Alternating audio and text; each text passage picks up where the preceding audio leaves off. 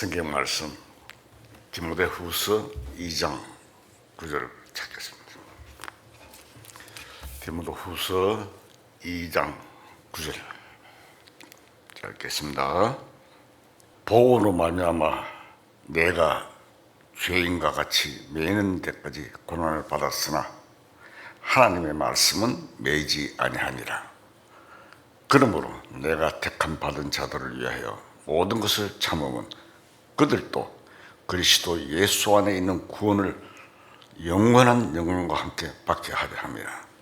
미쁘다 이 말이요, 우리가 주와 함께 죽었으면 또한 함께 살 것이요, 참으면 또한 함께 왕노할 것이요, 우리가 주를 부인하면 주도 우리를 부인하실 것이라.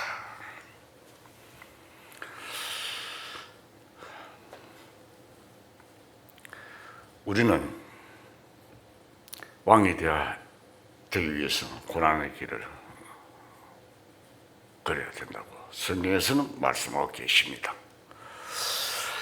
우리의 주 되신 예수님께서는 왕이 되시는 것이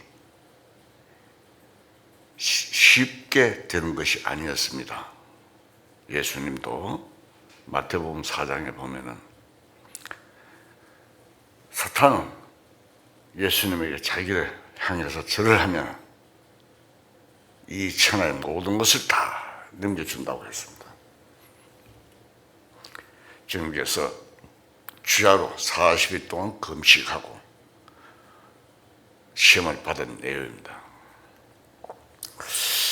그것은 사탄이 예수님을 넘어뜨림으로 말미암아 왕권을 뺏기지 않으려는 속셈에서 그렇게 한 것을 알 수가 있습니다.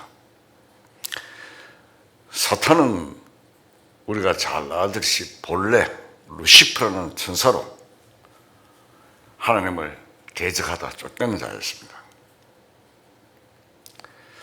창세기를 보면 하나님께 쫓겨난 사탄이 하나님께서 아담에게 이 세상을 다스리는 권세를 넘겨준 것을 알고 그 권세를 빼앗기 위해서 아담을 유혹하고 타락시켰습니다. 그 이후로 이 세상은 사탄의 세상이 되었고 사탄의 권세 아래 있게 되었는데 예수님이 오셔서 사탄을 이기고 왕권을 회복하신 것입니다. 이 땅에 오신 예수님도 고난을 받으셨고 또 앞선 성도 바울도 그러했으며 또 우리 그리스도인들도 주님과 함께 왕노릇하기 위해서는 고난을 받는다고 했습니다. 우리가 참 잘못한 것이 없는데도 많은 고난을 당하는 것은 장차 왕노릇하는 자로서의 자격을 갖춰가는 과정입니다. 그 과정을 거치지 않고는 왕노릇할 수는 없습니다. 고난이나 희생은 사람의 마음을 너그럽게 하고 또한 강하게 단련시켜 주며 겸손하게 낮춰주어서 신앙적인 인격자로서의 자들로 만들어주는 역할을 합니다. 고린도서 4장 6절을 찾겠습니다. 고린도서 4장 6절 제가 읽겠습니다. 형제들아, 너희를 위하여 이 일에 나와 아볼로를 들어서 본을 보였으니 이는 너희로 하여금 기록된 말씀 밖으로 넘어가지 말라 한 것을 우리에게서 배워 서로 대적하여 교만한 마음을 가지지 말게 하려 합니다. 누가 너를 남달리 구별했느냐? 내게 있는 것 중에 받지 않은 것이 무엇이냐? 네가 받았은즉 어찌하여 받지 않은 것 같이 자랑하느냐? 너희가 이미 배부르며 이미 풍성하며 우리 없이도 왕이 되었도다.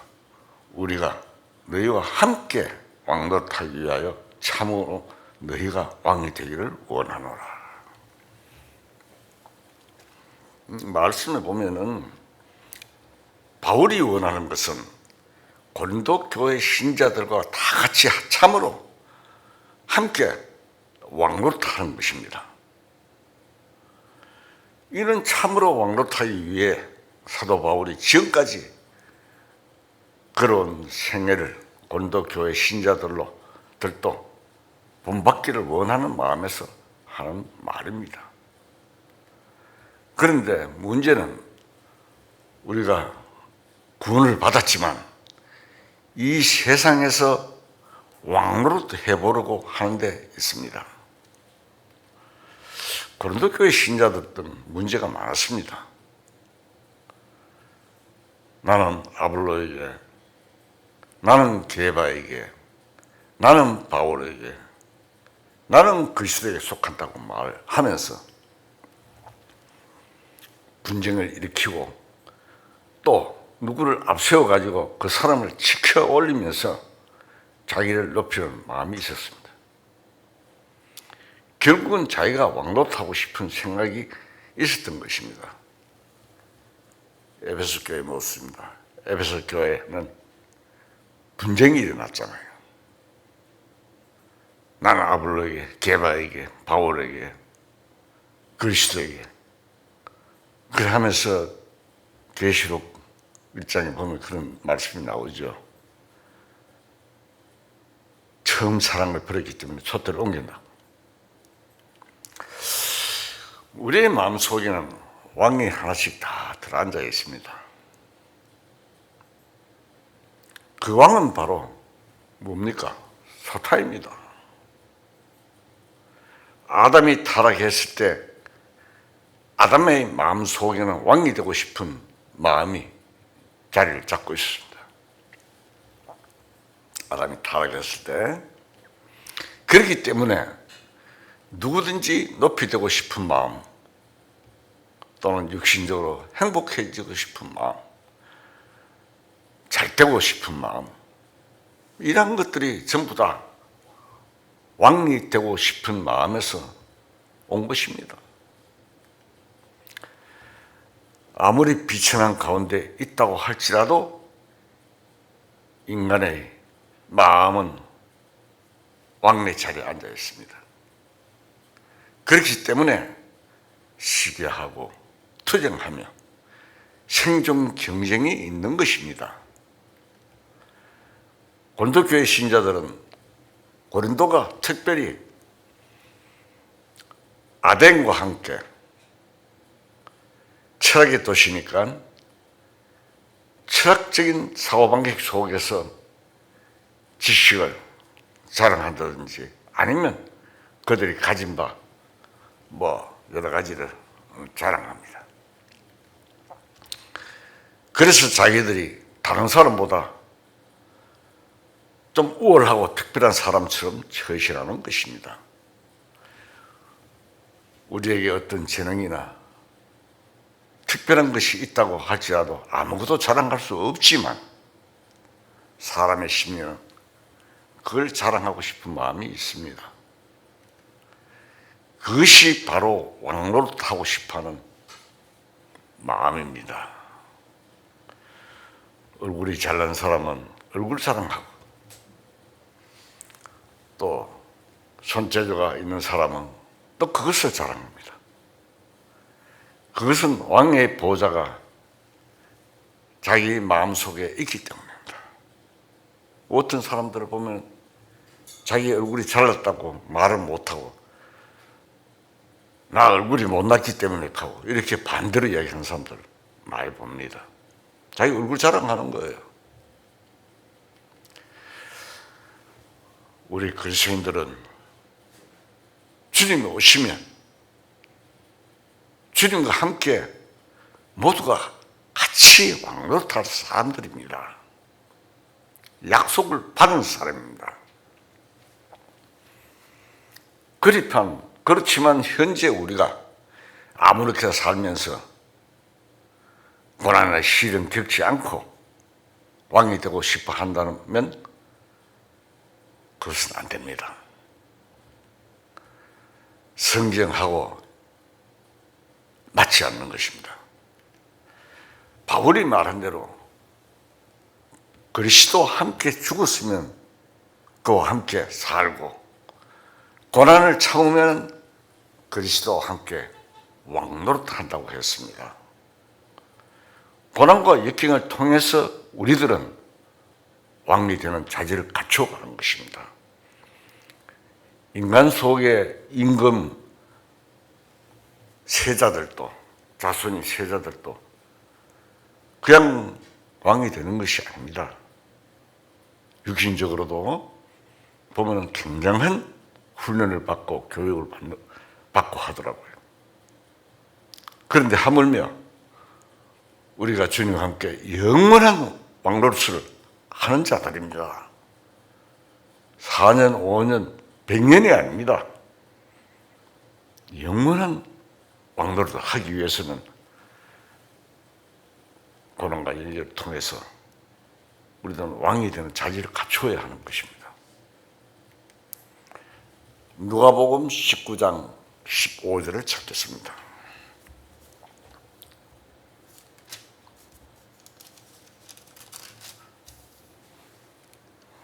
누가복음 19장 15절.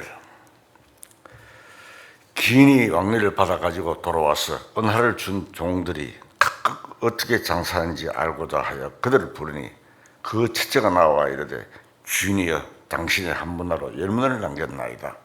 주인이 이르되 잘하였도다. 착한 종이여 네가 지극히 작은 것에 충성하였으니 10골 건세를 차지하라 하고 그 둘째가 와서 이르되 주인이여 당신의 한 문화로 5문화로 만든나이다. 주인이 그에게 이르되 너도 5골을 차지하라 하고 또 한 사람이 와서 이르되 주인이여 보소서 당신의 한 문화가 여기 있나이다. 내가 수고도 사두었나이다. 그 다음에 건너뛰어서 24절을 한번 보겠습니다. 24절 19장 24절입니다. 곁에 서는 자들이 이르되 그 한 문화를 빼앗아 10문화 있는 자에게 주라 하니 그들이 이르되 주여 그에게 이미 10문화가 있나이다. 주인이 이르되 내가 너희에게 말하노니 무릇 있는 자는 받겠고 없는 자는 있는 것도 빼앗기리라. 그리고 보면은 내가 왕됨을 원하지 아니하던 저 원수들 이로 끌어다가 내 앞에서 죽이라 하였느니라. 자, 여기 26절 보면 주인이 이르되 내가 너희에게 말하노니 무릇 있는 자는 받겠고 없는 자는 그 있는 것도 빼앗기리라. 자, 여기 보면 10골을 차지하라, 5골을 차지하라는 말씀이 있습니다.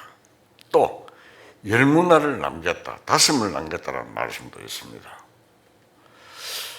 결국 문화를 남긴다는 것은 무엇을 뜻하느냐 하면 성령의 열매를 맺는다는 것인데, 성령의 열매가 고난 없이 시련 없이 아무렇게나 맺지는 것은 아닙니다.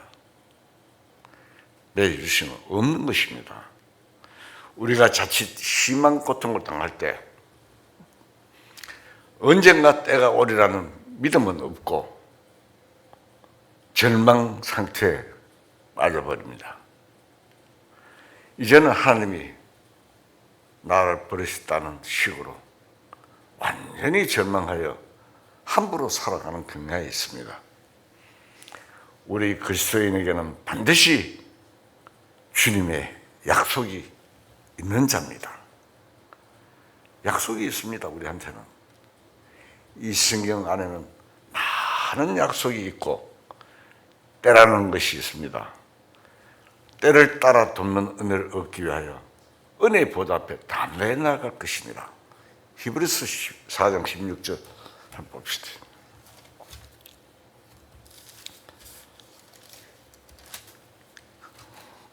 히브리서 4장 16절 자 읽겠습니다. 그러므로 우리는 긍휼하심을 받고 때를 따라 돕는 은혜를 얻기 위하여 은혜의 보좌 앞에 담대히 나아갈 것이니라. 또 시편에 보면 그런 말씀이 있습니다. 시편 1편 3절에 보면은 철을 따라 열매를 맺는다 했습니다.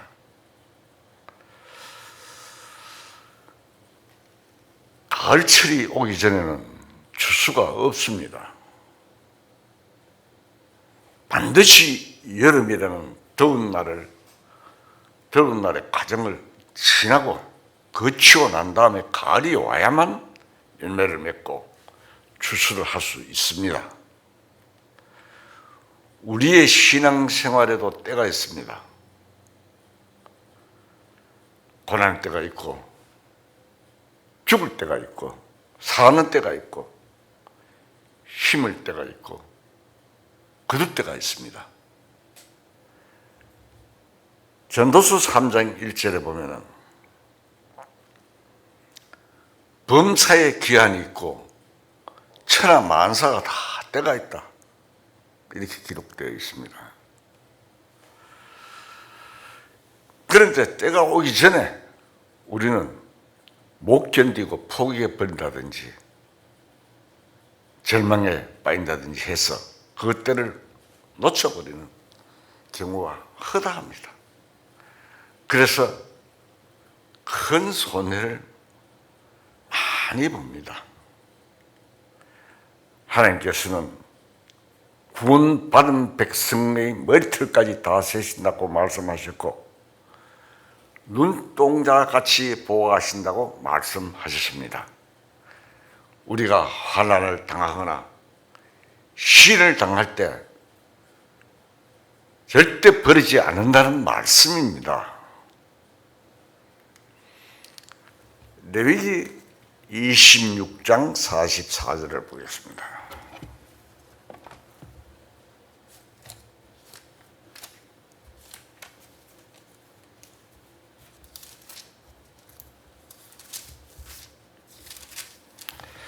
레위기 26장 44절 제가 읽겠습니다.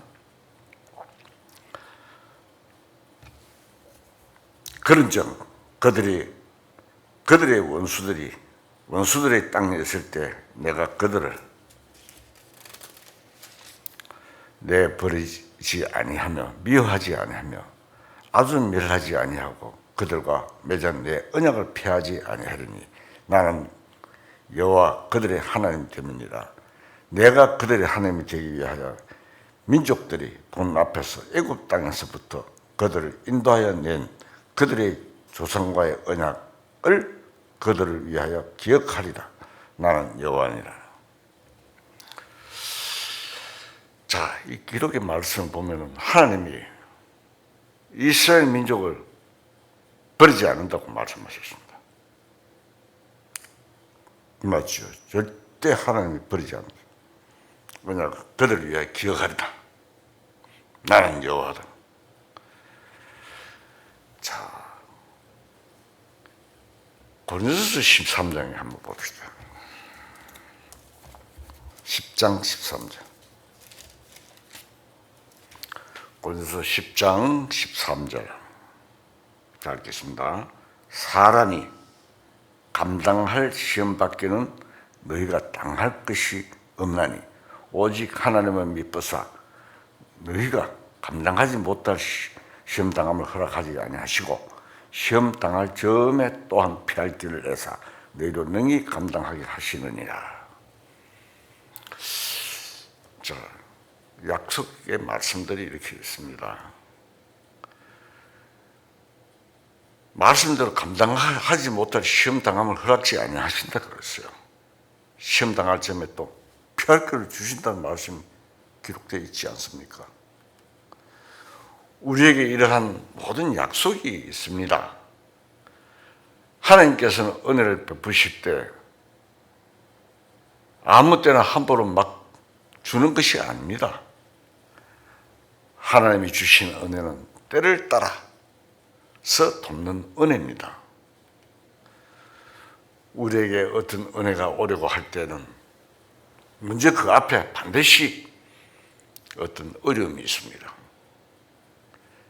여러분 가운데도 구원받은 이후 오늘까지 살면서 여러 모양의 유혹과 또는 굉장히 억울한 일과 고난과 물질적인 가난으로 시달리는 어떤 어려움이 없이 하나님으로부터 좋은 것이 오는 경험이 있었습니까? 무사 태평하게 잘 지내면서 하나님의 은혜를 느끼는 경우가 있었느냐 이 말입니다. 우리에게는 어떤 은혜가 오기 전에는 반드시 어떤 어려움이 일이 지나갑니다. 그것이 시절이고 때입니다.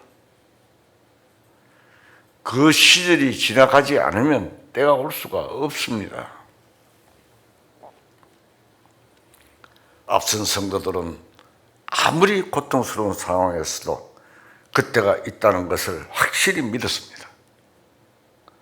그래서 고달프고 큰 어려움 속에서도 절망하지 않았습니다. 사도행전 1장 6절을 보겠습니다.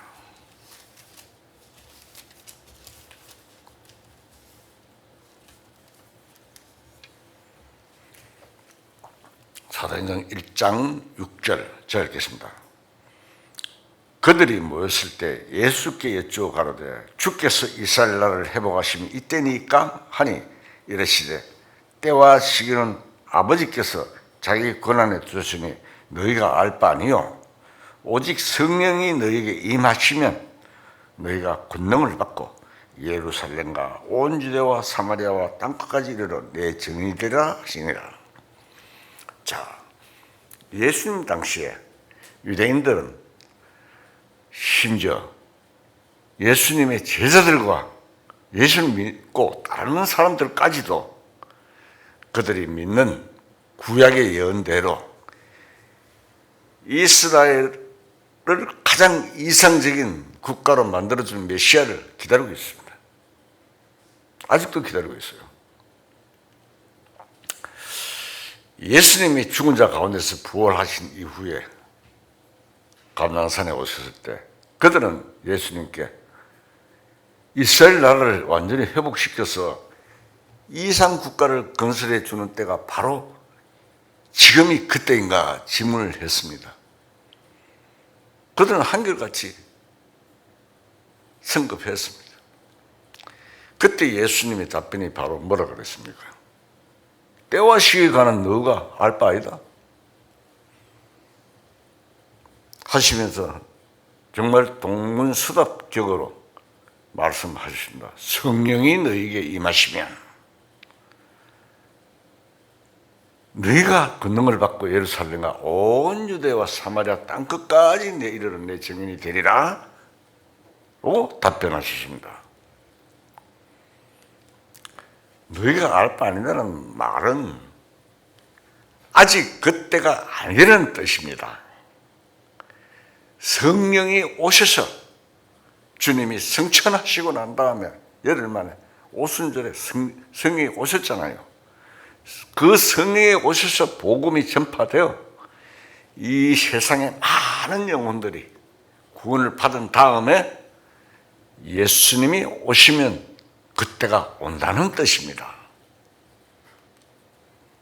지금도 이스라엘 민족이 기다리는 그때는 아직 오지 않았습니다.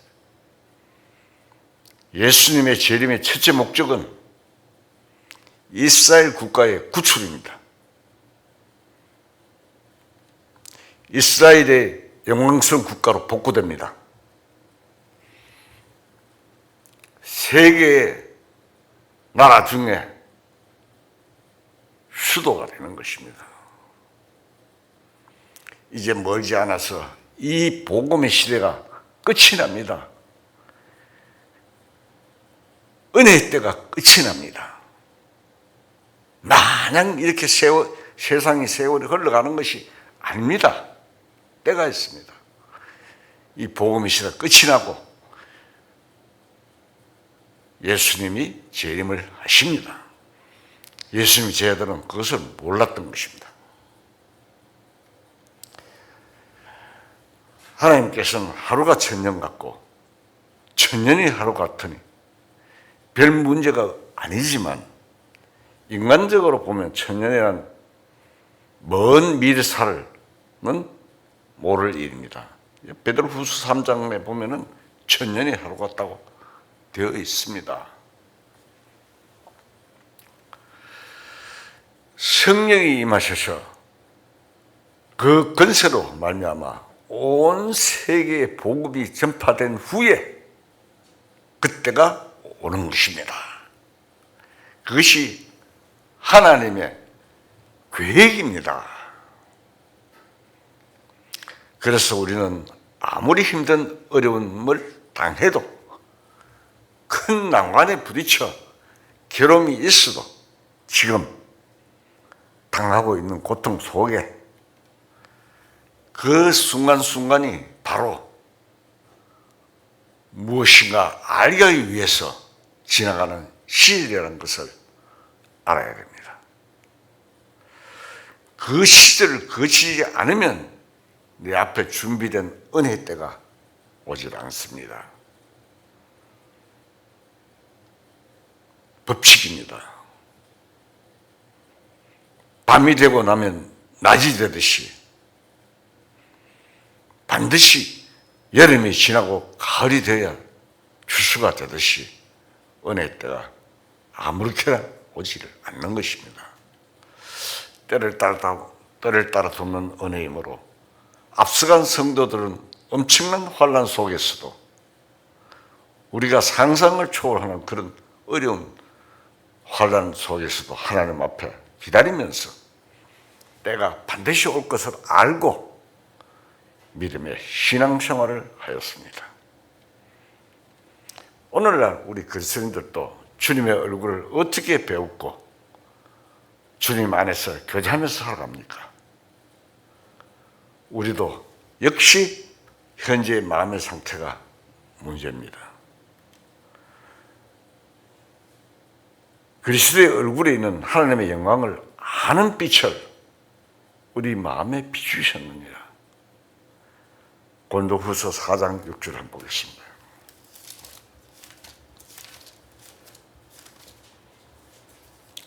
고린도후서 4장 6절 잘 읽겠습니다. 어두운데 빛이 빛이라 말씀하셨던 그 하나님께서 예수 그리스도의 얼굴에 있는 하나님의 영광을 아는 빛을 우리 마음에 비추셨느니라. 예수님의 얼굴에 나타나는 하나님의 영광은 예수 안에서 나타나는 신성, 즉 예수라는 그 육체를 통해서 나타나는 신성을 말합니다.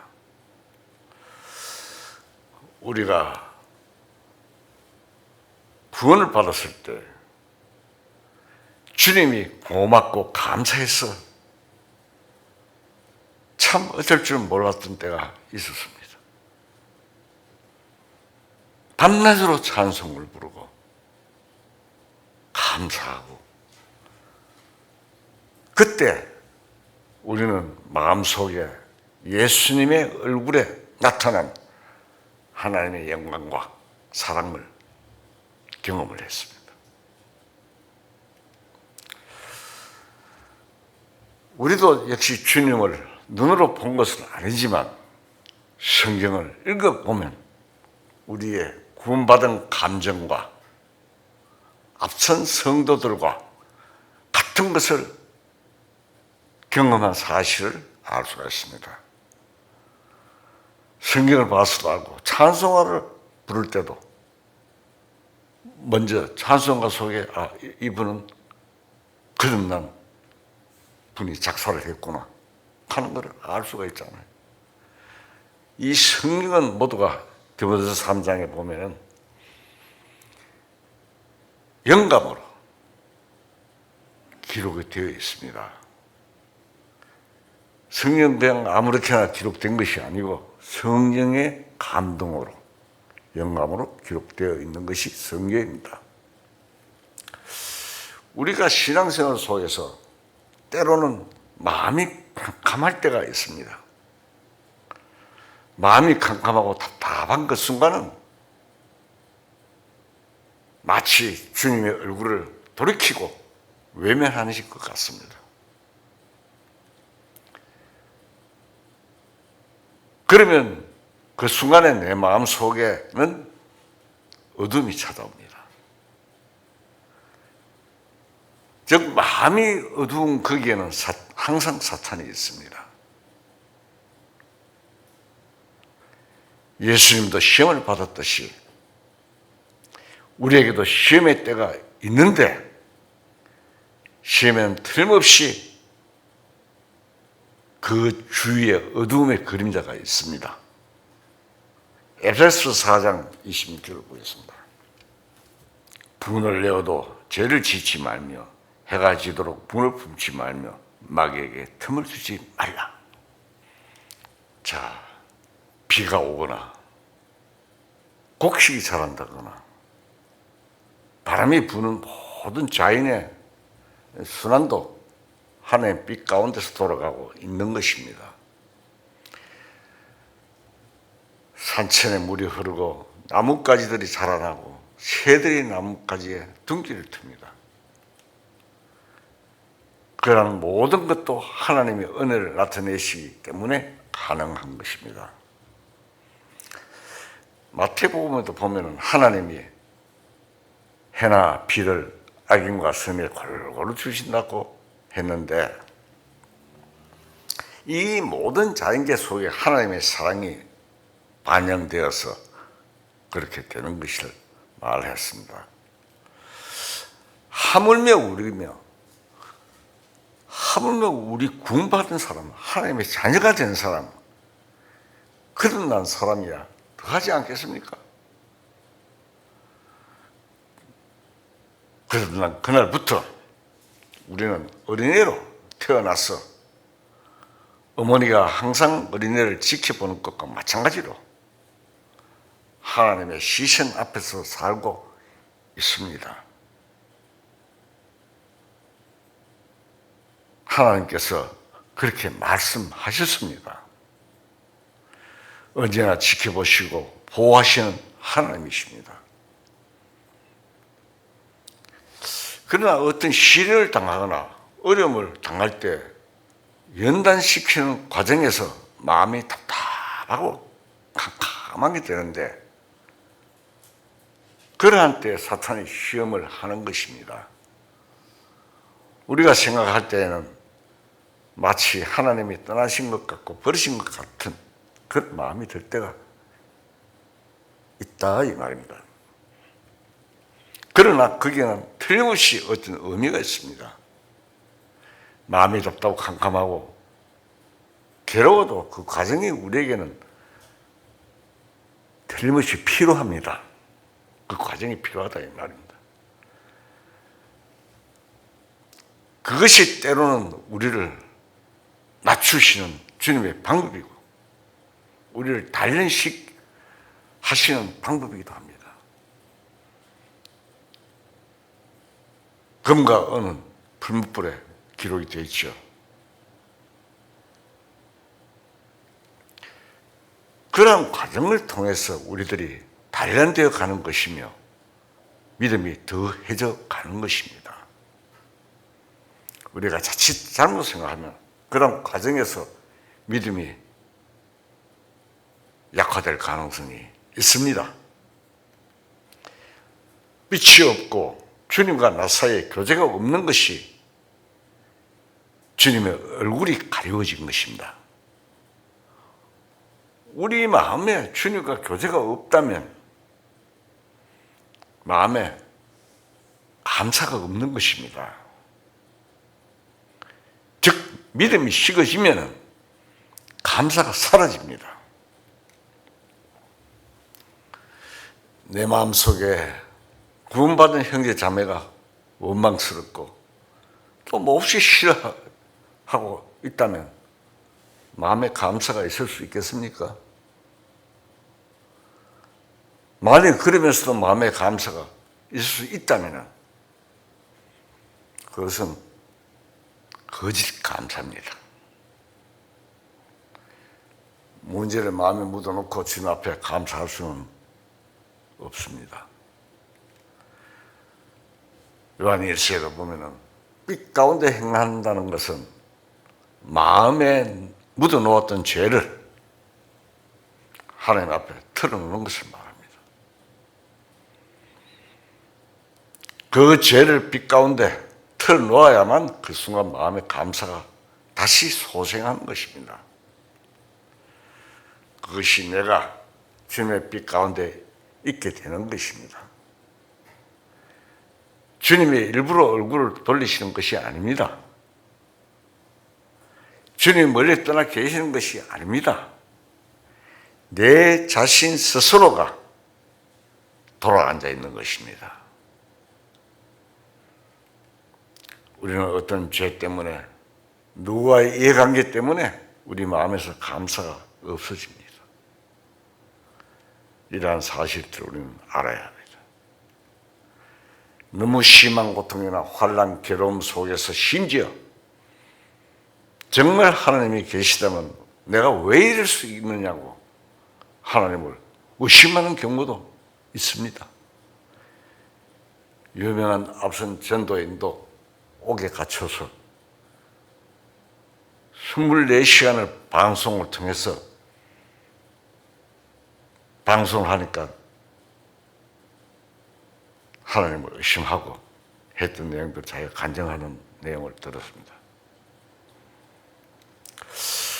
이러한 모든 문제는 믿음이 식어진 결과로 옵니다.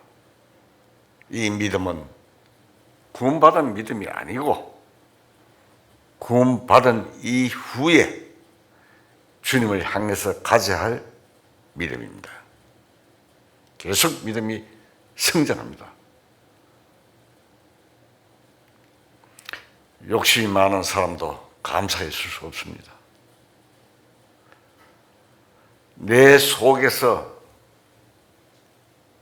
거머리같이 요구하는 끝이 없는 그런 성격이 있어서 아무리 가져도 만족이 없고 감사가 없습니다.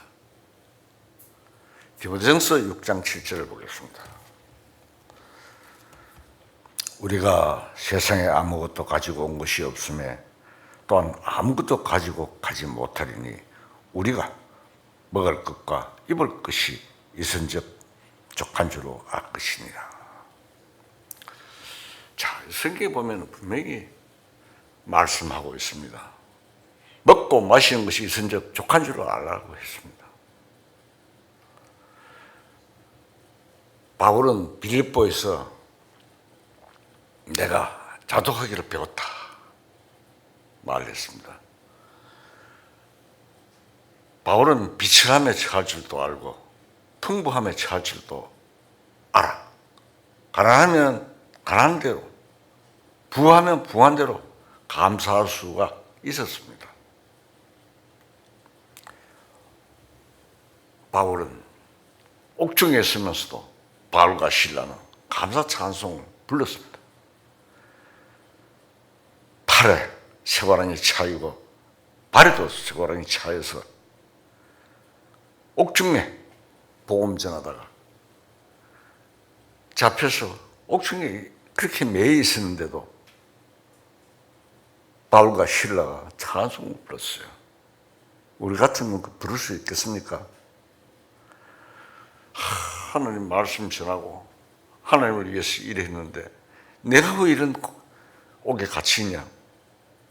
그것도 손에 쇠사슬에 발에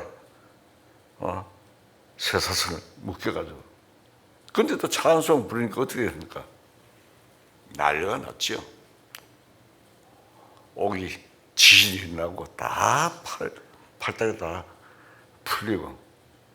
그래서 바울은 범사에 자족하기를 배웠기 때문입니다.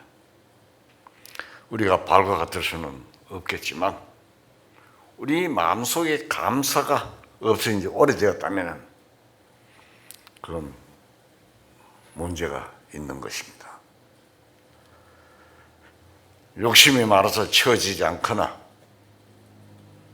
누구하고 마음에 문제가 있거나 또 어떤 숨겨놓은 죄가 있으면 감사함이 있을 수가 없습니다. 그 감사가 없는 상태가 바로 주님과의 얼굴을 돌리고 있는 상태입니다. 주님과 교제가 없는 상태가 되어 있다 이 말입니다. 그것이 어려움에 시달려 믿음이 약화되어 있는 것은 사실은 주님께서 은혜를 주시기 위해 기다리고 계시는 상태입니다. 만약 그럴 때 자신을 살펴서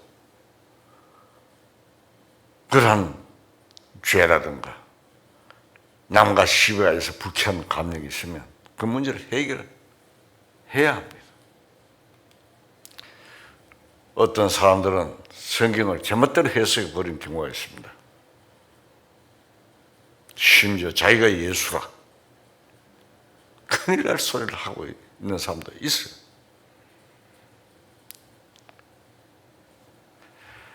성경에 보면 어떤 사람들이 성경을 억지로 풀다가 망한다고 그랬습니다.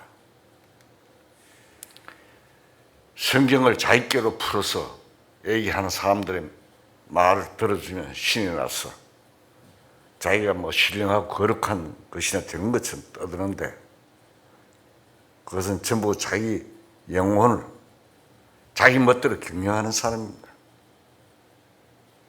베드로서 3장 16절을 한번 봅시다. 베드로후서 3장 16절. 자, 읽겠습니다.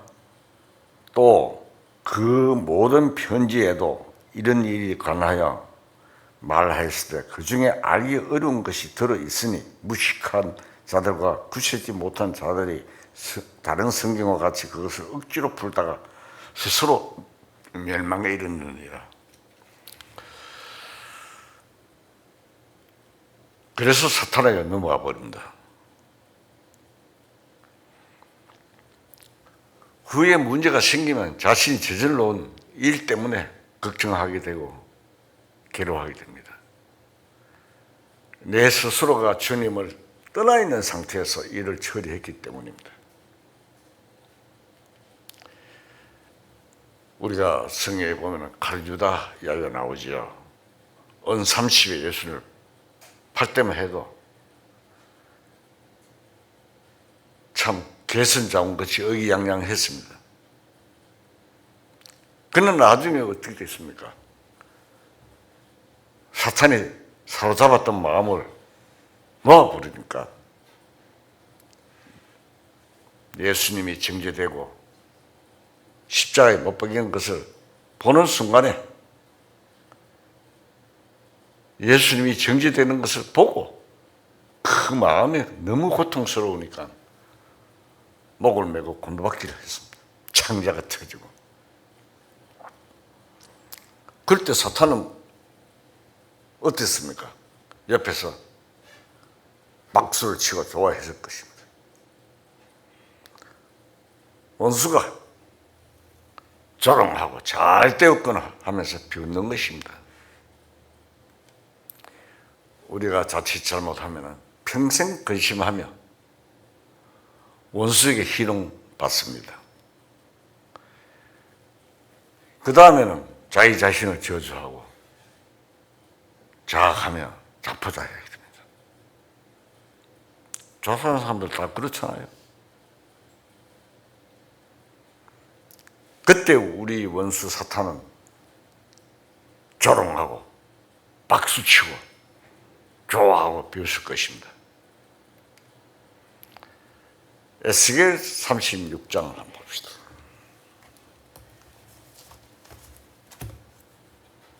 에스겔 36장 1절. 잘 읽겠습니다. 인자야, 너는 이스라엘 사람들에게 예언하여 이르기를 이스라엘 사람들아 여호와의 말씀을 들어라. 주 여호와께서 이같이 말씀하시기를 원수들이 내게 대하여 말하기를 아하 옛적 높은 곳이 우리의 기업이 되었도다 하였느니라. 그러면 너는 예언하여 이르기를 주 여호와께서 이같이 말씀하시기를 그들이 너희를 항폐하게 하고 너희 사방을 삼켜 너희가 남은 이방인의 기업이 되게 하여 사람의 말거리와 백성의 비방거리가 되게 하였도다.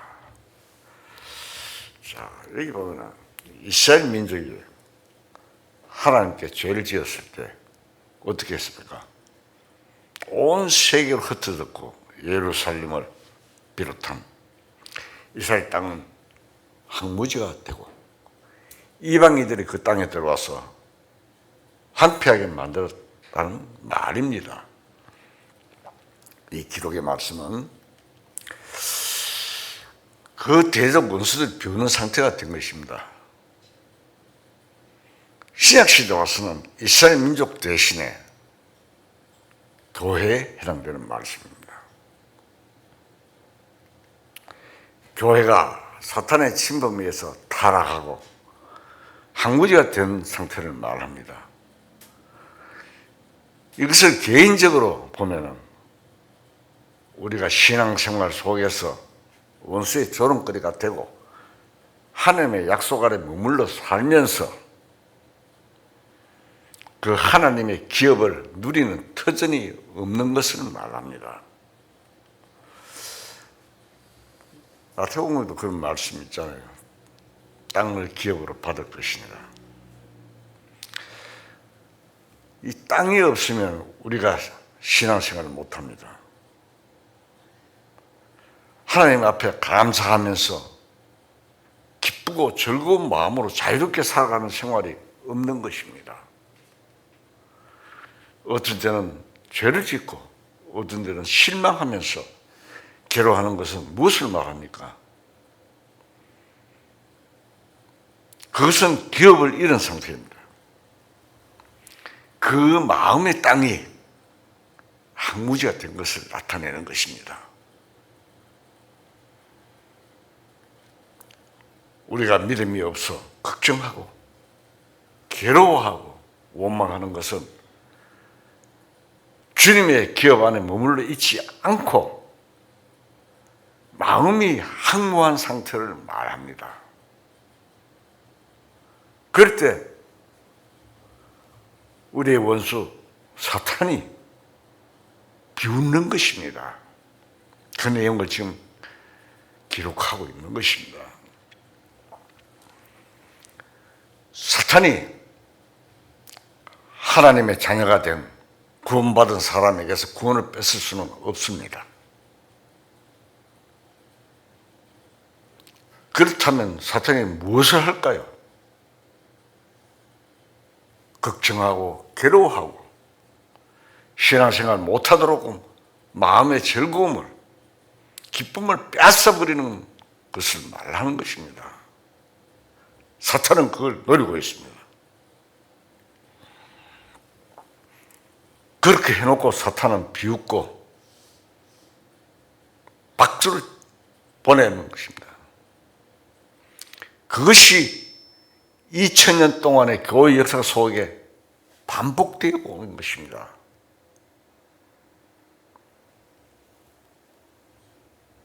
에베소 교회, 스머나 교회,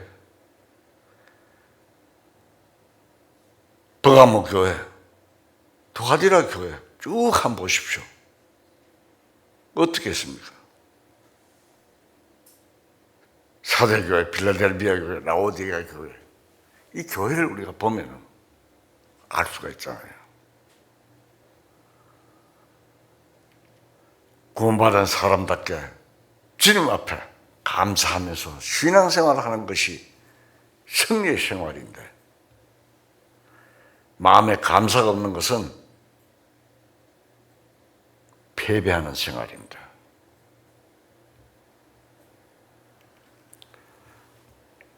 열왕기하 6장을 한번 봅시다.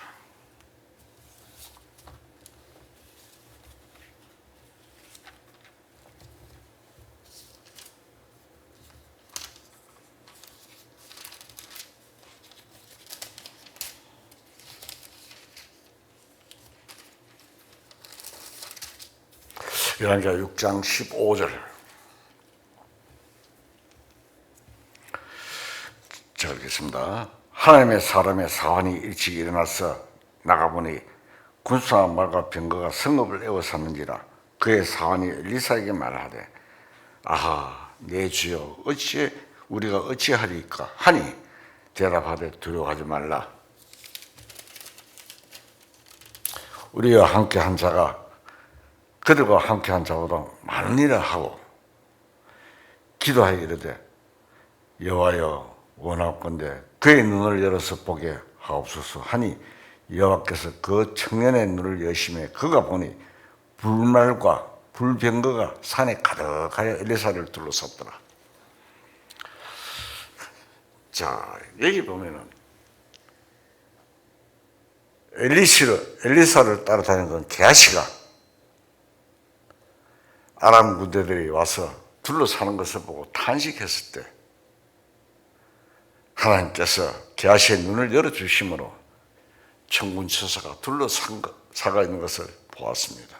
눈을 열어주시니까 무덤에 찾아간 마리아는 무덤 안에 선 예수님을 보지 못했습니다. 예수님이 서 계시지만 눈이 어두워서 못 보았습니다. 엠마오로 가는 두 제자는 예수님과 동행하면서도 눈이 열리지 않았기 때문에 예수님을 보지 못했습니다. 욥기 23장에 보면은 욥이 뒤를 보아도 하나님 안 계시고 옆을 보아도 안 계신다며 깜깜한 상태에서 하나님을 볼 것이 없다고 했습니다. 마음이 깜깜하고 답답할 때 주님이 함께 계시지 않는 줄로 생각합니다. 욥도 역시 큰 어려움 속에서 하나님을 발견하지 못하고 이와 같은 말을 한 것입니다. 하나님은 언제나 우리와 같이 계시는데 우리 눈이 어두운 것뿐입니다.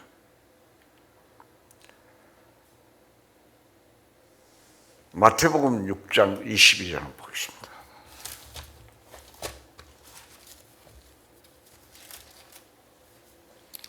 마태복음 6장 22절 제가 읽겠습니다.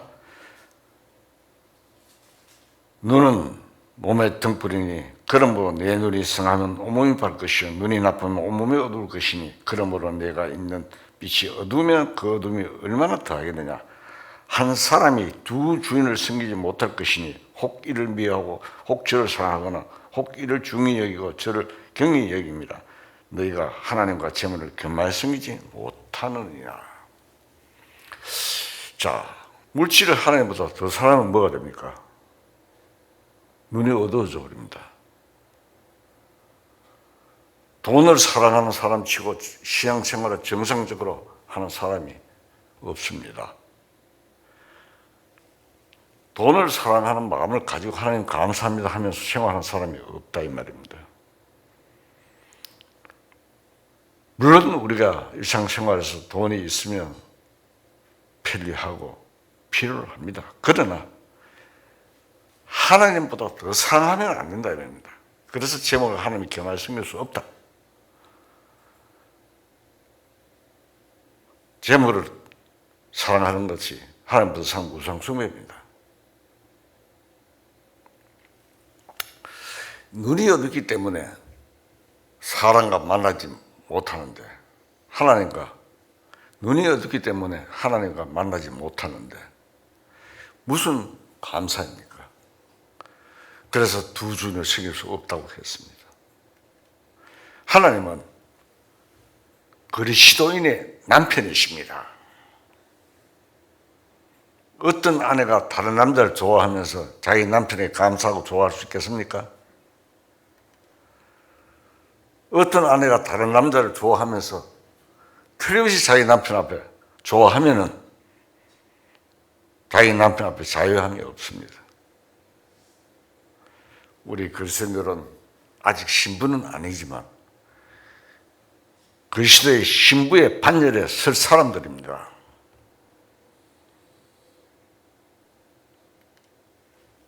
가늠한 여인들아, 세상과 벗된 것이 하나님과 원수됨을 알지 못하느냐. 그런즉 누구든지 세상과 벗이 되고자 하는 자는 스스로 하나님과 원수되는 것이니라. 야고보서 4장에 나오죠. 세상을 사랑하는 자는 가늠한 자입니다. 하나님이 보실 때. 하나님은 우리 속에 거하신 성령이 시기까지 사모한다고 하고, 하나님의 성령을 근심하게 하지 말라. 그 안에 너희가 구원의 날까지 인침을 받았느니라고 말씀하셨습니다. 내가 세상을 사랑하거나 도를 사랑하면 성령이 근심합니다. 그러면 나에게 감사가 없어 눈이 어두울 수밖에 없습니다. 야곱이 피눈 갈 때 돌베개 잠을 자고 잤습니다. 하나님이 계신 줄 몰랐다가 밤에 사닥다리가 하늘로부터 내려와서 그때 눈이 떠야 하나님이 계신 줄 알았습니다. 로마서 8장 11절에 보면 죽음도 살리시리라. 말씀은 죽으면 장차 부활케 하신다는 말씀이 아니라 사망의 잠에서 깨어나게 하신다는 말씀입니다.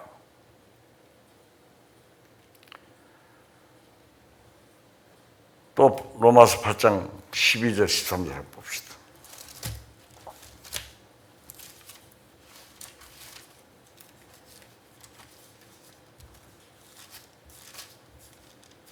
로마서 8장 12절 13절 제가 읽겠습니다. 그러면 형제들아 우리가 빚진 자로도 육신에게 져서 육신대로 살 것이 아니니라. 너희가 육신대로 살면 반드시 죽을 것이로되 영으로서 몸의 행실을 죽이면 살리니. 이것은 사망의 잠을 말합니다. 즉 육신이 살아있지만 신앙에 죽어서 잠드는 상태를 말하는 것입니다. 거기에서 우리 안에 있는 영이 살아나리라는 뜻입니다.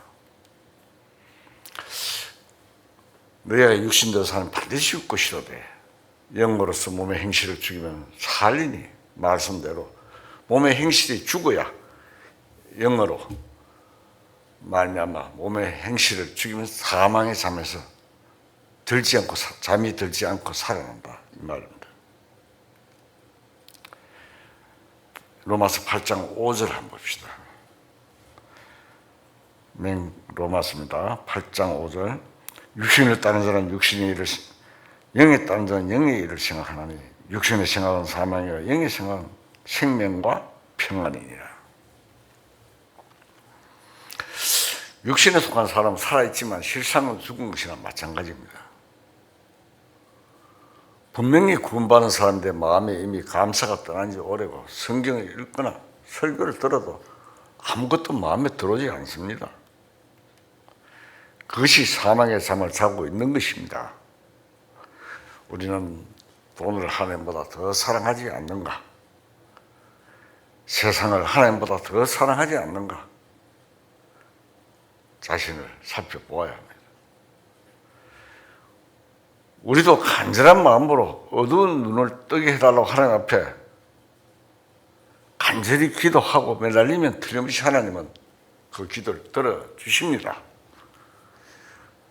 어떤 죄를 지었더라 하더라도 그 죄가 해결될 수 있습니다. 우리는 구원받은 사람으로서 주님의 영광이나 주님의 이름이 어떻게 되든지 대수롭게 않게 여기는 경우가 많습니다. 내 행동 여하에 따라 주님의 이름이 어떻게 되든지 상관하지 않고 내 자존심이 꺾이는 문제만 굉장히 중요하게 생각합니다. 너무 자기중심적입니다. 이러한 문제를 우리는 깊이 생각해야 됩니다.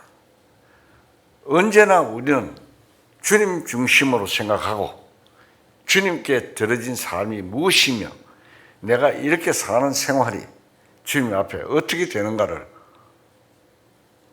항상 생각해야 됩니다. 주님의 몸이 교회입니다. 몸된 교회라 그러죠. 우리에게 보이는 주님은 곧 교회입니다. 교회를 통해서 주님이 나타내십니다. 주님을 보이시고요. 교회에서 우리가 누를 끼치거나 주님께 누를 끼치는 것이고, 교회를 불명예스럽게 하는 것은 주님이 불명예스럽게 되는 것입니다. 우리는 교회라는 교회에 대해서 굉장히 신중하게 생각하고 살아가야 합니다. 주님은 실상 하늘에 계십니다. 하늘에 계신다는 말은 저 멀리 구말리 장천에 계신다는 말이 아니고 영적인 세계, 보이지 않는 세계에 계신다는 뜻입니다. 그러나 현실적으로는 주님의 몸을 통해서 주님이 나타나시니 주님의 교회가 나 때문에 이름이 더럽혀질 수 있습니다. 그래서 항상 조심을 해야 하는 것입니다. 오순절 이후에 주님의 제자들은 주님의 이름 때문에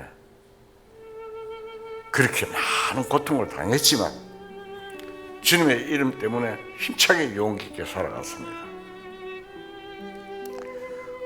우리는 고통과 견딜 수 없는 어려움 속에서도 오직 주의 인자하심을 의지하고 믿게 되면 드디어 고통의 시절이 지나가게 됩니다. 언젠가는 그 고통의 시절, 캄캄한 시절이 지나서 주님의 구원을 맛보게 되고 평화를 구원을 말하는 것입니다. 주님이 우리를 후하게 대접하는 시절을 만나게 됩니다. 시절 쫓아 열매맺는 것입니다.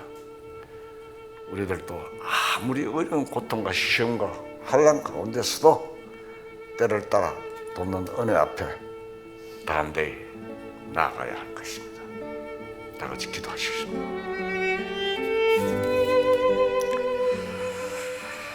사랑이 많으시고 긍휼이 많으신 하나님 아버지, 때를 따라 은혜 주시기를 기뻐하시고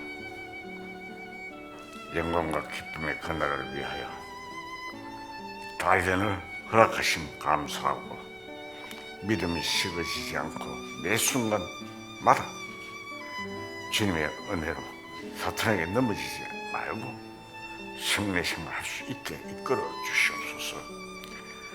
또한 세상으로 끌려가지 않게 항상 기뻐하고 쉬지 말고 기도하고 범사에 감사하는 저희 모두가 될 수 있게 도와주시옵소서. 모든 말씀 우리 주 예수 그리스도 이름으로 감사하며 기도드리옵나이다. 아멘.